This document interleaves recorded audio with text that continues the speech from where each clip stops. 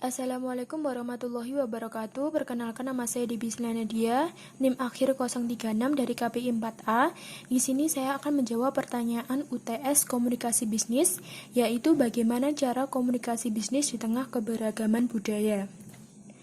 Budaya adalah satu cara hidup yang berkembang dan dimiliki bersama oleh sebuah kelompok orang dan diwariskan dari generasi ke generasi.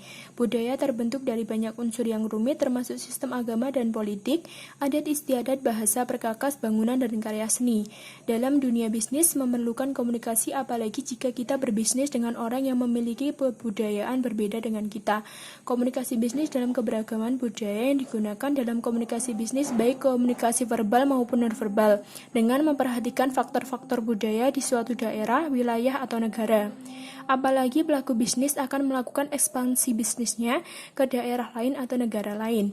Terkadang budaya yang melimpah di suatu negara tersebut dijadikan sebagai peluang bisnis yang pesat. Seperti contohnya negara Indonesia yang memiliki kultur budaya yang beragam dan melimpah. Adat serta kultur yang masih kental, pemahaman budaya di suatu daerah atau negara tersebut menjadi sangat penting, yang artinya termasuk memahami produk-produk musiman di suatu negara. Hal ini dimaksudkan agar jangan sampai terjadi kesalahan fatal yang dapat mengakibatkan kegagalan bisnis. Melihat perkembangan atau tren yang ada pada saat ini, komunikasi bisnis dalam lintas budaya atau keberagaman budaya sangat penting. Artinya, bagi terjalinnya komunikasi bisnis di antara mereka, bagaimanapun diperlukan pemahaman bersama antara dua orang atau lebih dalam melakukan komunikasi lintas budaya, baik melalui lisan maupun tulisan. Semakin banyaknya pola kerja sama maupun kesepakatan ekonomi di berbagai kawasan dunia saat ini akan menjadikan komunikasi bisnis budaya semakin penting. Dengan semakin terjalin komunikasi bisnis antar budaya, maka semakin terbukanya peluang perusahaan multinasional masuk ke wilayah suatu negara dan didorong dengan semakin pesatnya perkembangan teknologi komunikasi dan informasi. Maka pada saat itulah kebutuhan akan komunikasi bisnis lintas budaya akan menjadi sangat penting. Komunikasi bisnis yang terjalin pun menjadikan banyaknya kerjasama antar negara lain.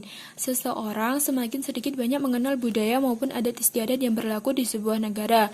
Mengenal sebuah keberagaman maupun budaya orang lain menjadikan kita sebagai langkah awal untuk berkomunikasi dengan orang yang berbudaya asing.